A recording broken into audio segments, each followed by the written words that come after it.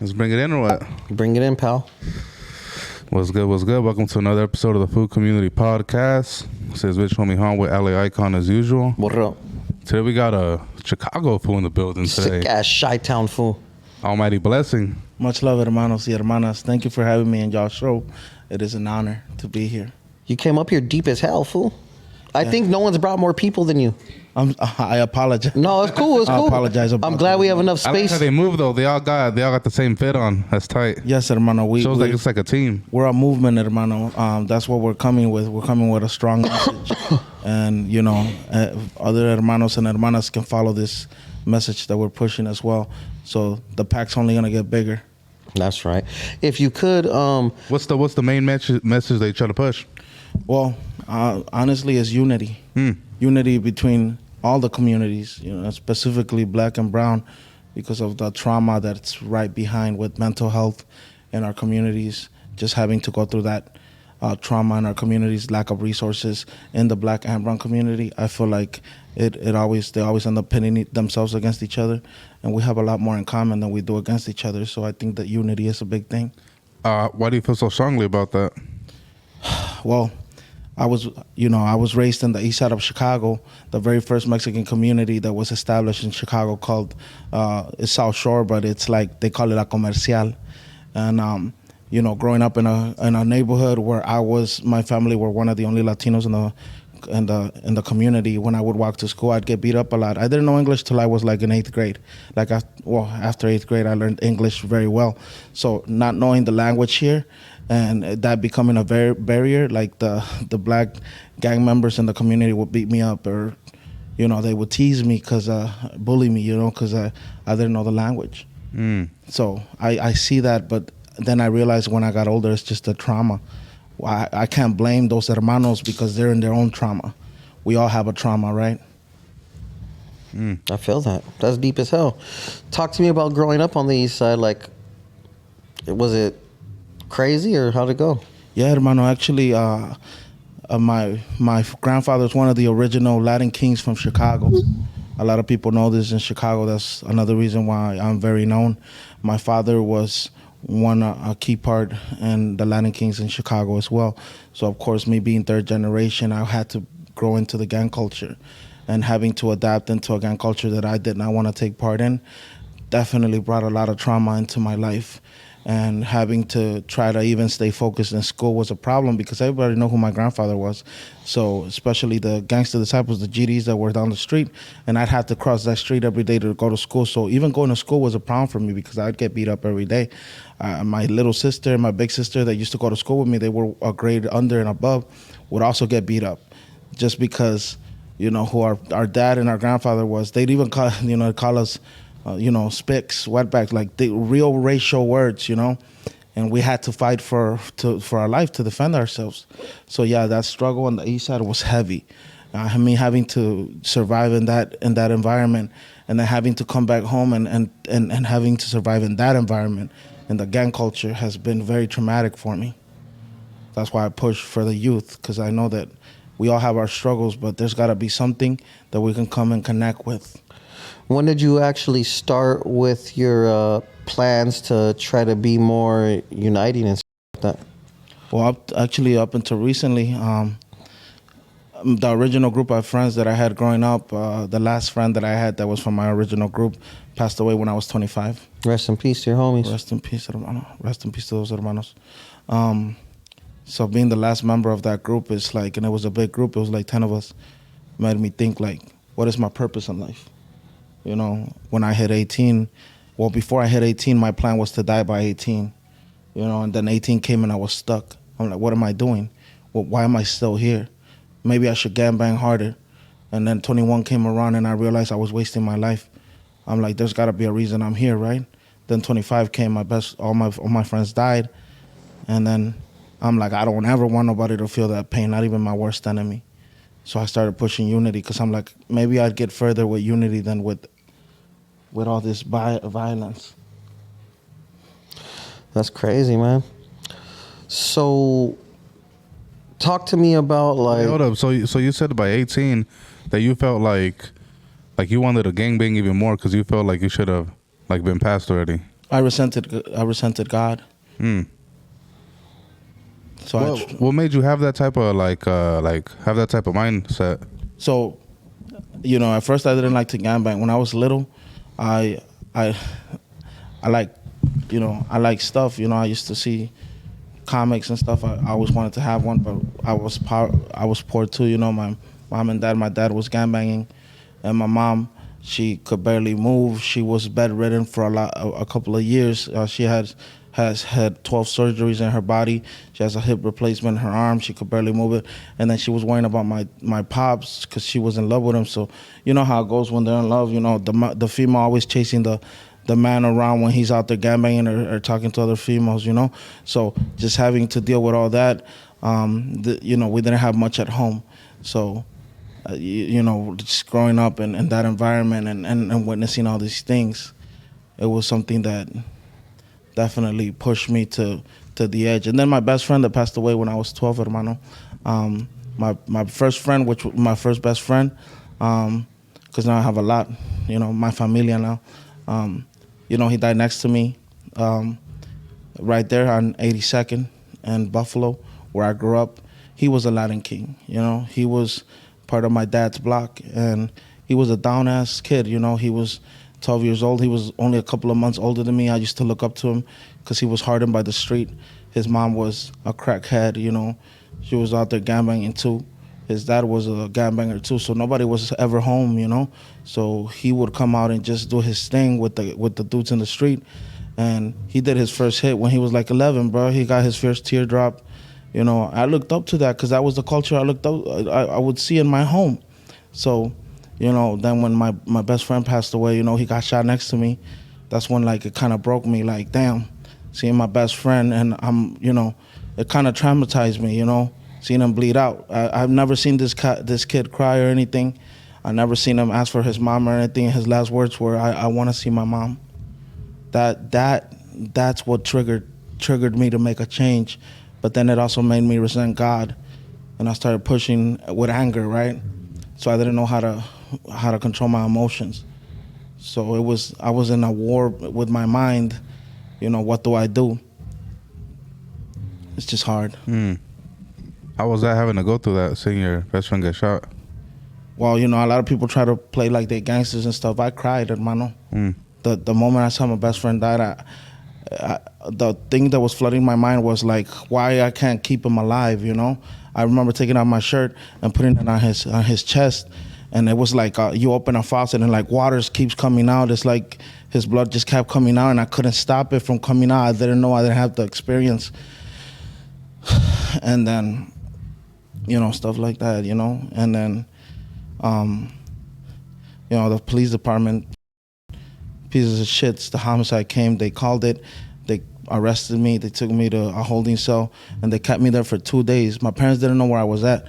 They told me if I didn't tell them who killed my best friend, I was gonna do his murder. I'm 12 years old. I don't know nothing about the police. I don't know nothing about this.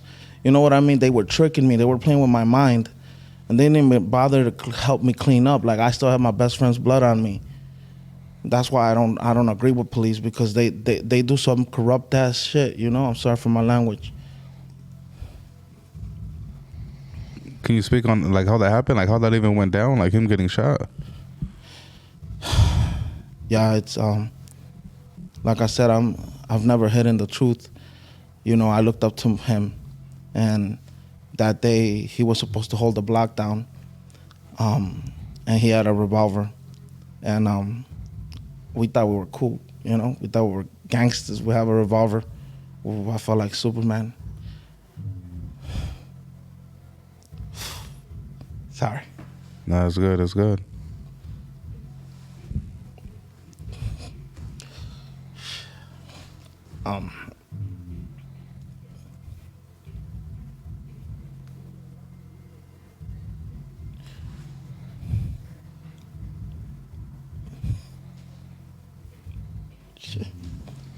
You're good. Food on your trip. Good looking out, Smoke. Sorry about that.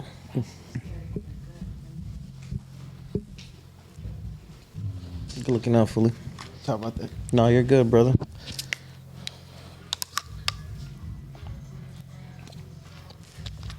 Yeah. It was, we walked to the corner, and he was telling me, you want to hold it? And I'm like, yeah. He gave it to me, and I put it in my hip right here. We're standing in the corner, and there was Black Latin Kings. And there was a couple that were my dad's friends and stuff, so we're in the corner, and every car that would pass, he'd flag. He'd throw up a crown at them, and this car, he came through twice. And I remember it was three black guys. They stopped, and they were like, what up, King? And then I thought they were Latin Kings because they said, what up, King? And my homie, he threw up the crown. He like, what up, King? So he was about to walk up to him and shake up, and this dude took out a gun and shot us up. And all I remember is I didn't grab the gun. I didn't go for the gun. I closed my eyes and I covered my face. And when I opened my eyes and I looked up, they sped off. And then I looked to the side and I see my best friend bleeding out. I heard a lady scream. That's what kind of brought me into reality, because I was frozen. I was in shock. It kind of brought me back to reality when she screamed. It's like it pushed me back to my body, and I'm looking at him, and he's trying to get up, and like it's like the strength in his body left, like the strength left his legs.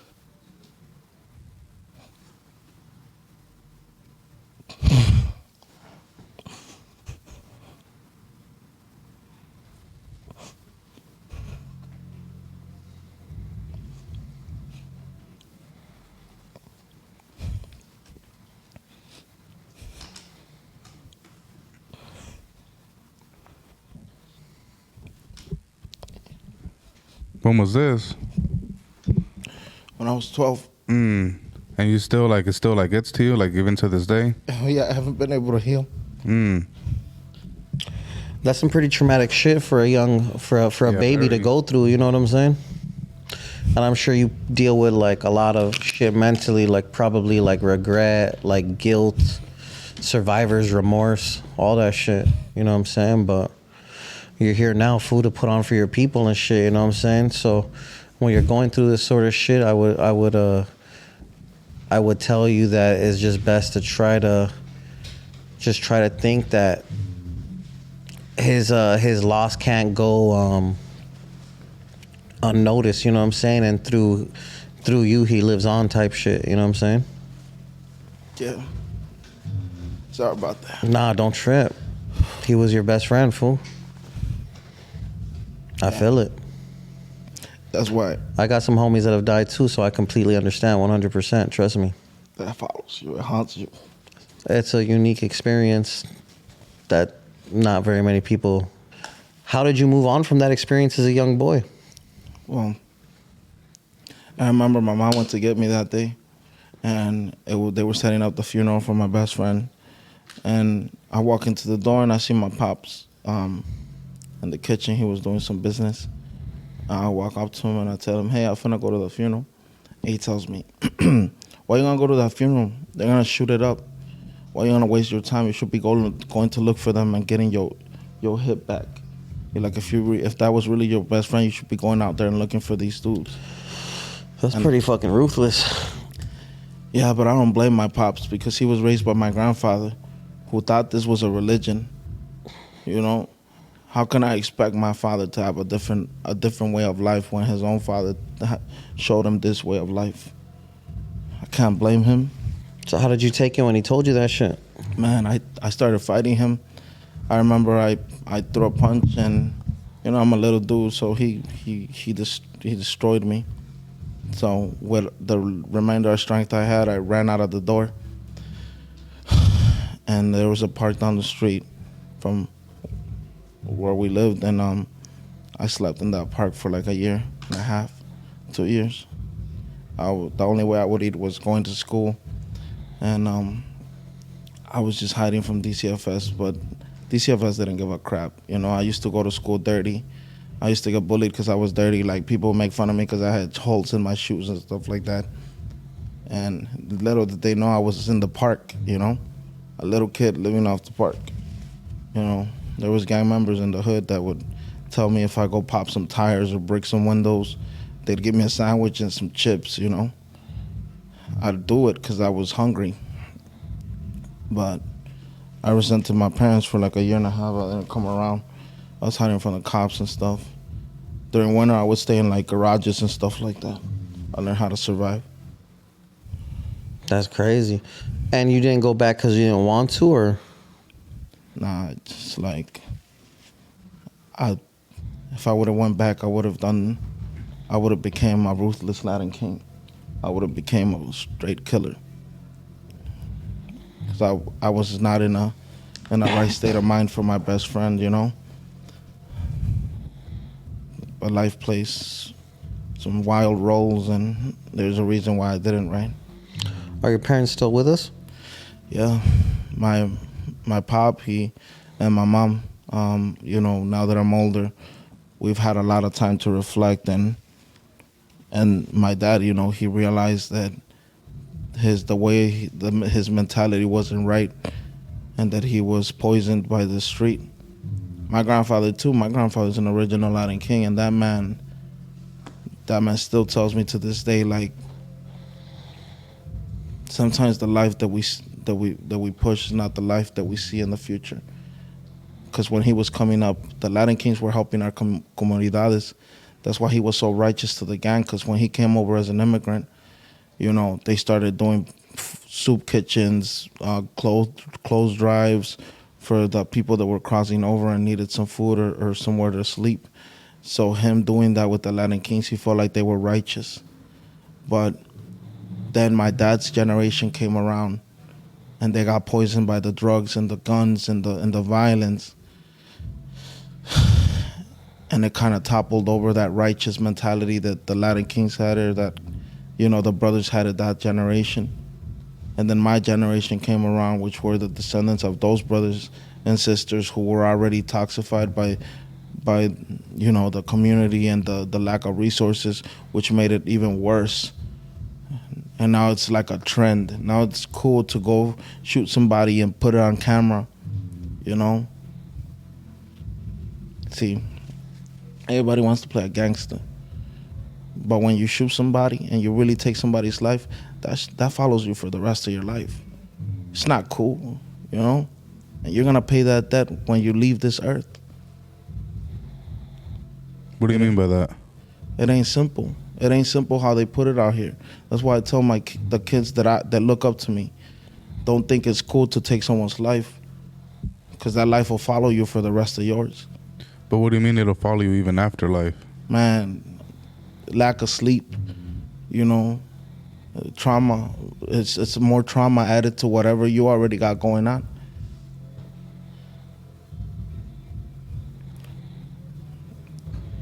So, how does your dad feel about what you do now? Well, now my pops is proud of me. You know, I feel like he's healing, slowly but surely, right? He still got some more healing to do, but he's proud of what I do. He sees what I'm pushing. My grandfather tells me too, he's like, you move like the original Latin kings. They weren't gangbangers. They were revolutionaries for our people.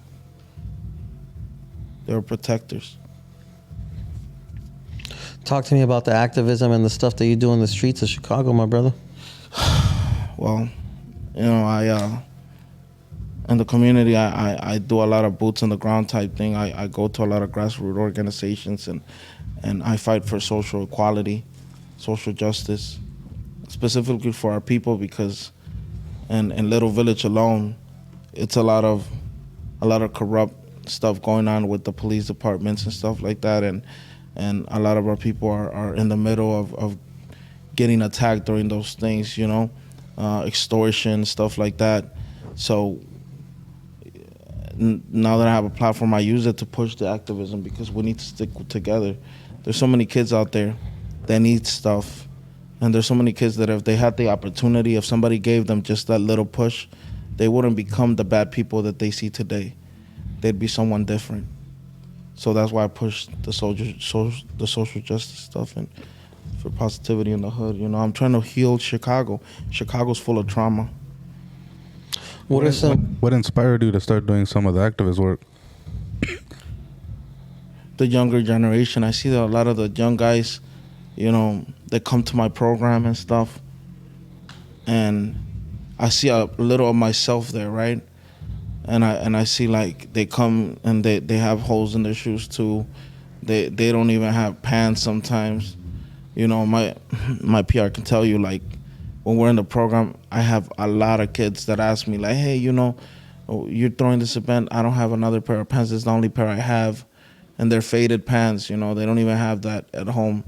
So that inspires me. Like, damn, maybe I should push harder so I can get more funding for these kids. It's bigger than me. It's bigger than anybody. It's for the future.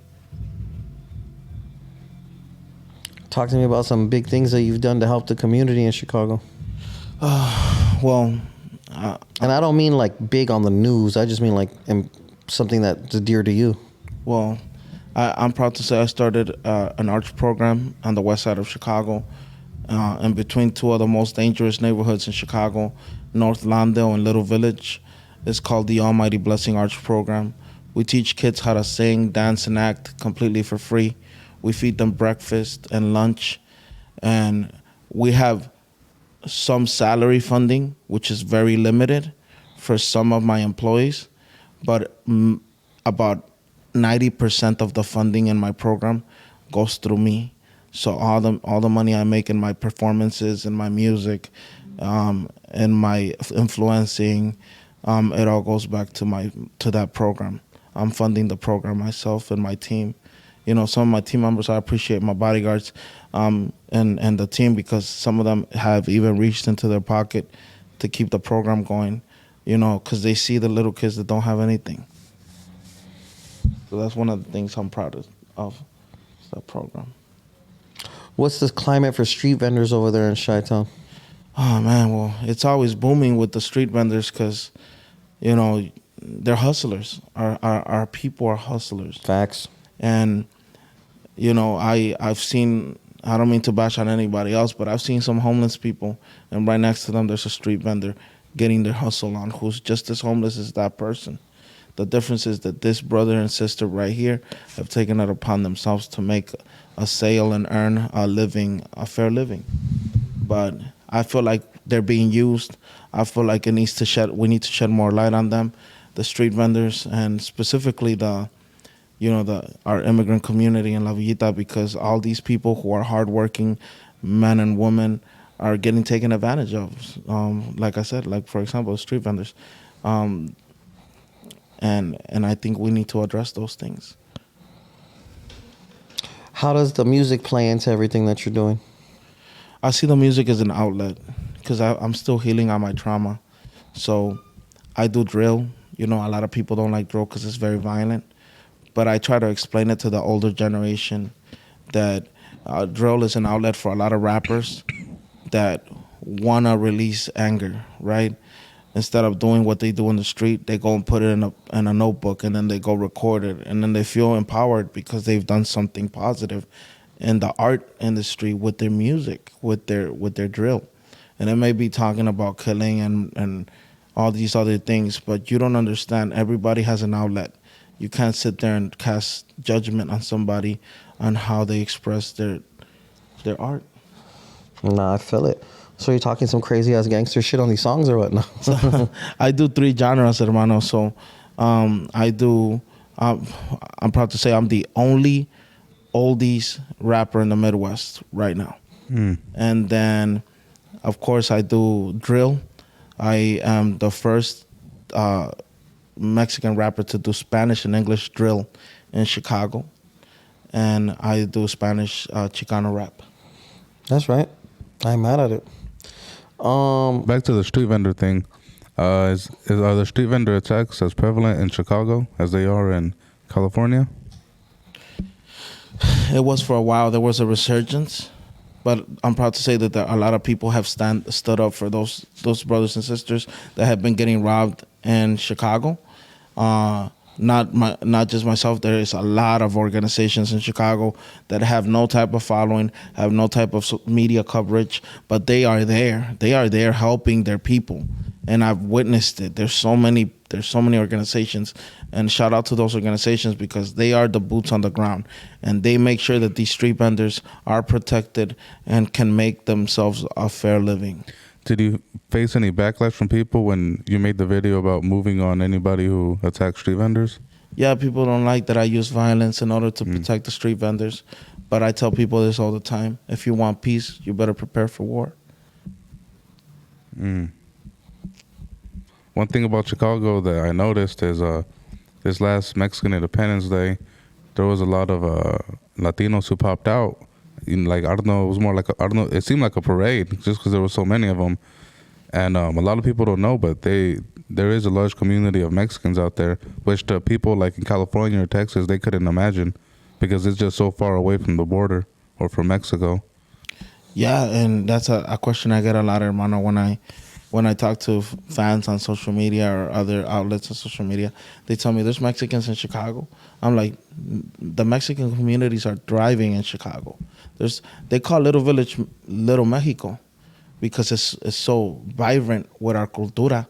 You know, it's just that it's somewhere, like you said, in the Midwest, far from the border. It's hard, and there isn't a lot of coverage in Chicago with the Latinos, especially in the music industry. And that's something that I know that you saw. I posted when you posted the top 40 rappers. I feel like, you know, if we're gonna do some top 40 rappers, I would hope that you can do one of every state at least. You know, because we need to showcase all our Latino people in every state. Who would you say is some of the people buzzing out of Chicago right now? Some of the Latinos. There's a lot, hermano. For example, there's a young brother. His name is Young Crook. He's a rapper. And the crazy thing about that brother is that he's from the other side of the fence, like from my people, his people. They don't see eye to eye. But, you know, that brother, I can admit, has talent. Young Crook. He's a great rapper. And there's other rappers too. There's Chicano rappers in Chicago. Like Exoto. Exoto's a Chicano rapper from Chicago. Pretty sick. Talk to me about banning 6ix9ine. Yeah, Classic. I mean, yeah, everybody knows. Wait, knows did he ban him because he snitched or because of the disrespect towards King Von? Because he was disrespecting the Mexicans in Chicago. You know, and the fact the brother went over there on BS instead of going and showing love to the comunidades, the Latino communities in Chicago, that's a problem to me. You know, there's like I said, he knows about Little Village. He definitely does. Why did he say that? Because he was talking about Little Village before. He's been talking to his people all over. The brother that moved on them recently, you feel me? He's from Chicago. One of the brothers is from Chicago. You know what I mean? So he knows about Chicago, but he goes and tries to. Another reason why I dislike this brother is the music that he does is drill. He said he made up that style. For those of you that know the drill music I make, it's literally, a lot of people tell me, you sound like 6ix9ine. No, this is Chicago drill. He bit off our flow. You know, I would say he's taking our credit from Chicago, and he makes his own music. And you know, I mean, if he blew up with it, that's fine. But I mean, give credit where it's due, right? Have you ever spoken to him directly? No. Did he ever address you? I don't know. After, you know, that last posting, I'm like, it's not. My focus needs to be more on the community. Correct me if I'm wrong, but you're suing the Chicago PD? Well, how did you know that? I know everything, hermano. Yes, I am, hermano. Well, I'm in the process of, you know, they did some illegal stuff to me, and What did they do? well, I don't know if you could say because of your case, but if you could. that's what it was, I mean, well, just, you know, everybody knows because it was on social media. I remember you had posted on Instagram, but the second time around, they posted me. They were posting me everywhere. I work a lot with social work, and a lot of the kids in the communities in Chicago that are in the inner city, and are, filled in the gang culture, they come into my program and I try to help them, and I've had brothers who have had firearms, it's common. Just is what it is. Yeah. And most of these times I'll get the firearm away from them and I'll give it to one of my mentors, Father Larry from St. Agatha Catholic Church, or another one of my mentors, her name's Chela from the Little Village Community Council, and they'll figure out how to get rid of it, because I don't want these kids to commit anything that they're going to regret for the rest of their life. So I come out, this is very common for me, to come across firearms a lot because of the work I do. Unfortunately, one night I took one of those firearms from one of the children that were inside the meeting, the peace circle that we had, and in a church, by the way. And I was upset because he brought it to the church. But he told me, I brought it because they told me to do something with it, and I didn't know who to turn to. So I told him, look, go put it in my truck, and we'll talk about it. I completely forgot it, hermano. I got in my truck. I drove off. I forgot to turn on my headlights, and they stopped me right there in V1ol3nce, right on 26th Street. They come, flash the light. The first thing they see is the firearm on the passenger side. If I was really holding a firearm, I would have hidden it. And that's simple. It's common sense. But I wasn't aware. It was just me doing some work. And they're asking me for the name and everything, but I'm not.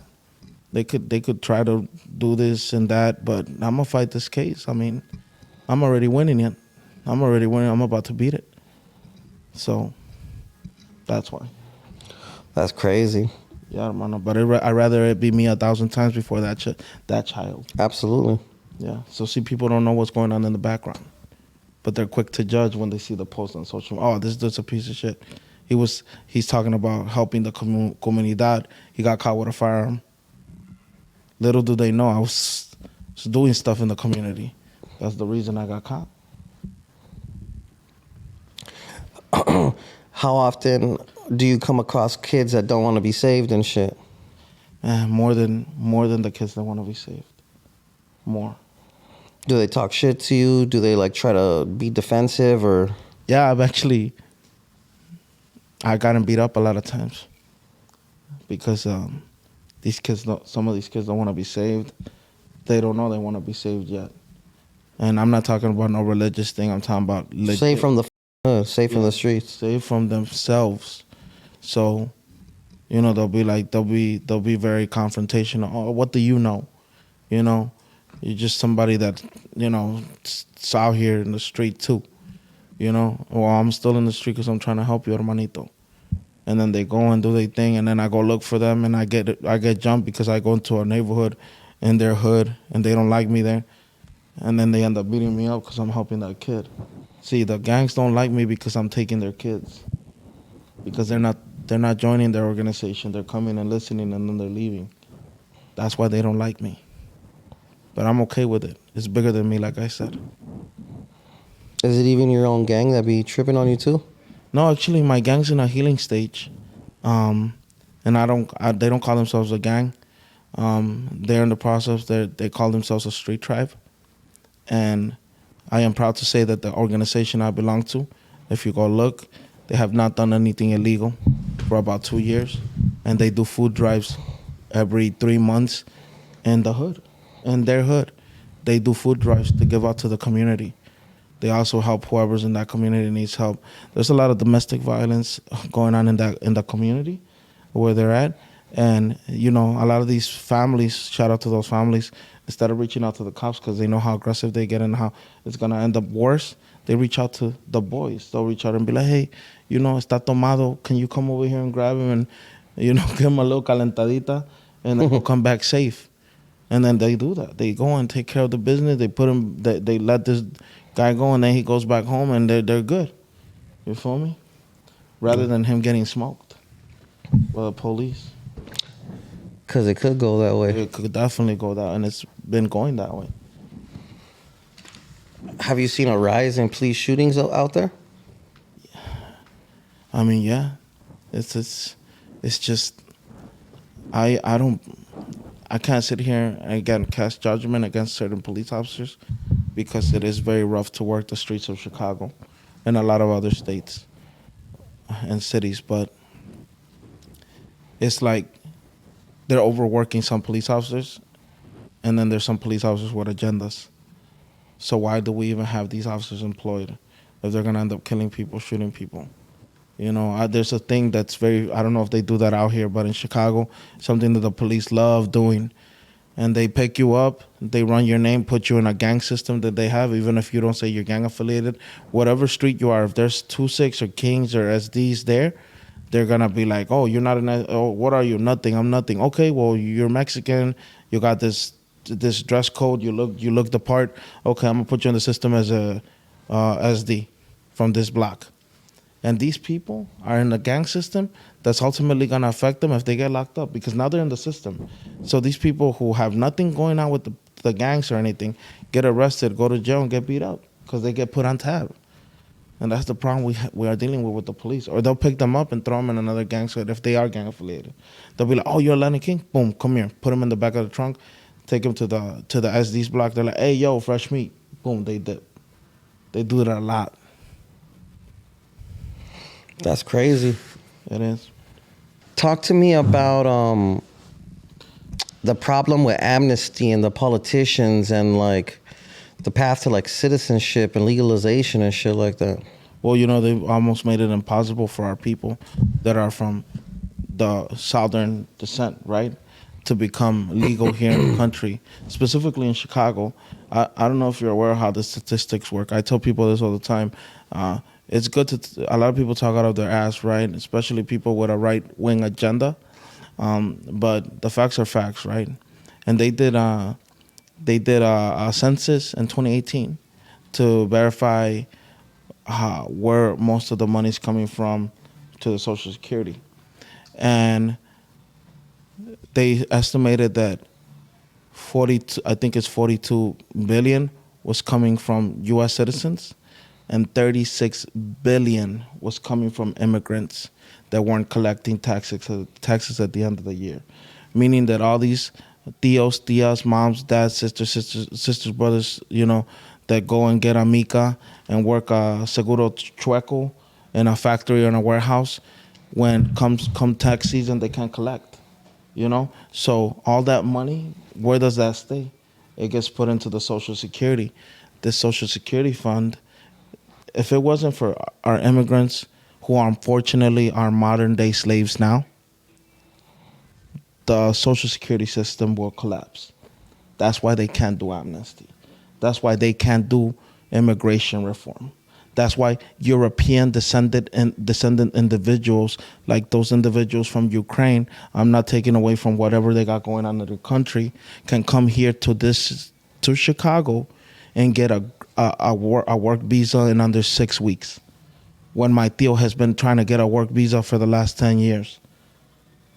That is the amount of respect and the amount of say that our Latino brothers and sisters have in the U.S.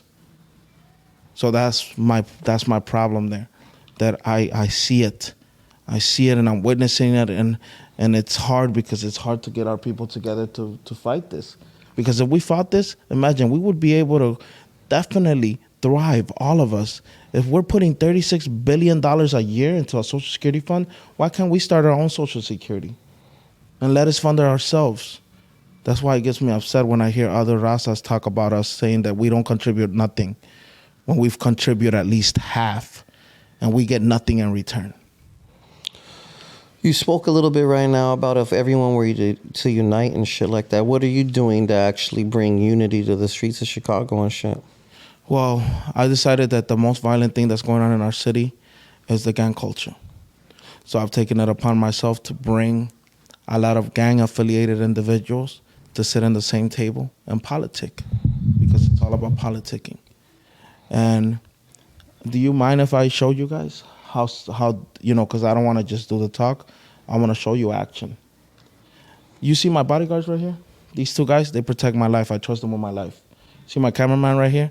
They're my cameraman. I'm going to tell y'all right now, I'm not paying not anybody a single cent here. Not my publicist, not my PR, not my cameraman, not my bodyguards. They are doing this by their own will because they believe in the message I have. They believe in the vision. And the reason I'm bringing this up is because this brother right here, he is an active Latin maniac Latin disciple, MLD, from Chicago. And that brother right there is an active warlord. That brother right there is an active La Raza. That brother right there is an active Tutu boy. This lady right here, who's my publicist, is an old school lady queen. They are all established in their hood. And they are all right here protecting me because they see the message that I'm pushing and that the unity is real. And I don't, I'm not stunning like, hermano, do you mind showing them? Go, stand right here and show the camera. What do you want him to show? His tag. Oh. He's official. He's done time. Look, show him. Yeah, and you show him too, brother. You see those big ass forks? That means he's folks. From the faction of the Folks Nation, 6 Point. This guy and this guy right here, my other bodyguard, he is 5 points from the Warlord faction. These guys, since the beginning of time, have been killing each other since day one. They can never be in the same room because they would kill each other. It is that serious. These brothers are sitting together this morning. We're eating breakfast together, talking about how they can keep me safe while I'm walking around California. That is the action I bring. I feel it. How difficult is it to do that with everybody else? It's difficult. I've gotten beat up a lot. And that's part of the job that I'm pushing. I get beat up a lot from people that don't agree with my message, especially people in the gang culture. They disagree with my message. They disagree that these guys should be sitting together. But it's not their message to push. It's for the future, it's for our kids. It's not their message. And I appreciate these guys. I've had these guys tell me today, especially the brother right here. He was telling me, he's like, hey, hermano. He's like, we left the state with you. And I promise you, hermano. And and this hits my heart. Hermano, I would die for you. I would die for you. And then my publicist tells him, no, you wouldn't. You wouldn't die for him. You can't die for him. You need to live for him. Because if you live for me, then you push the message even further. That's pretty deep. Thank you, hermano. What you got for this fine gentleman back there, sir? What else can we expect from you? More unity, more positivity, more activist work. I'm also working on music because the music is what's keeping the kids in back in my city learning how to do the acting, the singing, and the dancing. So I'm still pushing my music and my acting career because that's what's feeding the kids in my community. They're calling my kids, and I hope to do this in every city I go to. Even though I see you guys doing it here already, and I respect that a lot. Have you ever heard of Dean Alex Enamorado? The street vendor activist out here? You know what I'm talking about? I think I've heard of that, brother, yes. That's tight. Yeah, he does a lot of good stuff for the community as well. He's on a rampage out here too, you know what I'm saying? Yeah, I see it, man. That's why I was telling y'all that I've never been out the state, and I witnessed the cultura somewhere else. So me coming out here in California and seeing the work that you brothers are doing, it's amazing. It gives me hope. It keeps me pushing. I'm proud to be here. What are your thoughts about the food community exactly? Well, just like my thoughts haven't changed since day one. Like I told the brother, I feel like the food community is an outlet to uplift our brothers and sisters. It's also to showcase the talent that we have, that we hold, and we are up next. It's a melting pot ready to pop, and we're gonna take over. Thank you. Shout out to the food community. No, we got you. Talk to me about the peace challenges that you do out there. Oh yeah, we did our first peace challenge in 2020. I did it with another brother from the other side of the hood. We decided to come together with other organizations and some mentors, like my publicist Chela, and we actually decided for El Día del Niño, the first day El Día del Niño, and the day after, we were gonna push, put the guns down. Don't look for your ops. Don't be out there in the block. Take a day off. Just take a day off and let the kids have fun. So in order for us to pull this off, I went to go talk to a lot of organizations. For example, the Latin Counts. Much love to the Latin Counts. I appreciate you brothers, the Vice Lords, the Latin Kings. the warlords. There's all these mobs, right? We talked to these mobs. We had to sit down with them. We politicked with them. They understood the message. They knew who I was already, so they were like in agreement with taking a break. And all I was hoping is that it would work. So for those 2 days, there was no murders in Chicago. It was so historic that the mayor that was at the time, Lori Lightfoot, decided to get on social media, and instead of thanking us, she went ahead and thanked the police department of Chicago. And my question here is, what did they do different those 2 days that they didn't do every other day? I feel it. Talk to me about the protest that you guys did in front of FBI headquarters. Also, there's a group organization of mothers that have lost children to police brutality or violence in Chicago. And they were supposed to go have a meeting with the CEO of the FBI headquarters in Chicago because they needed answers, because all these police officers that have killed some of their children have not been held accountable. And they are still employed. They're still doing what they're doing.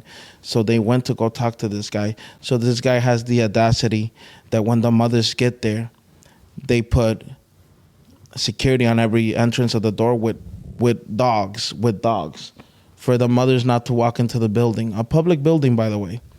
So Chela, my publicist, she was part of that organization because she lost a child to violence in the street as well. And she's like, hey, Blessing, it's messed up what they're doing right now. The FBI is out here intimidating the mothers. And there's no coverage being done on the mothers. There's no social media, nothing. These mothers are literally just standing out here waiting for the CEO to have a sit down with them because he promised them a meeting. So I'm like, okay, I'm going to go with my team. So I go over there and I get on live on TikTok. And I'm over here talking on TikTok. Hey, we need justice for the mothers. How dare you put security on every door and dogs on every door not to allow these mothers in and have a conversation with you. They just want a solution for their kid's death. These mothers are hurting. Give them something.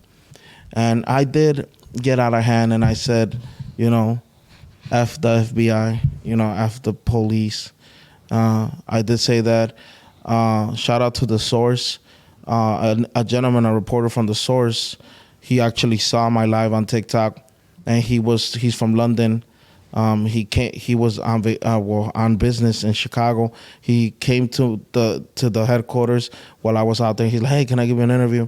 I didn't think it was going to be a big interview, so I gave him an interview, and he posted it, and I guess it was posted all over Europe, so it got a bunch of follows, a bunch of views, people watching this live that I had on TikTok, and a lot of people were following the message. So people started showing up and defending the mothers, so it was pretty big. So then, after that, the CEO finally was like, oh, no, it's too many people. I'm going to have to allow them. So he had his assistant come out and tell them that they were going to have he was busy and he had to have a different sit down. Still didn't allow them to go in. But we stood there and we protested for at least 3 hours, 4 hours. After that, we went home. And the next day, I get a knock at the door at like 4:30 in the morning. And it's 2 officers in plain clothes. And they tell me that they suggest I take the video down or I would go missing. And I'm not afraid to talk about this because, hey, I was supposed to be dead a long time ago. So I tell them when they tell me that, go ahead, if you're going to kill me right now. And I pull out my phone and act like I'm going to record my phone was dead. So these guys, they left me their card. They said that I needed to stay in touch with them, and they left. And as soon as they left, I charged my phone and I called my publicist, Chela. I'm like, hey, I'm nervous as hell. The FBI just came to my door talking about that, they suggest to delete this video. I'm going to go missing. She called her lawyer, who was the lawyer for Quan McDonald.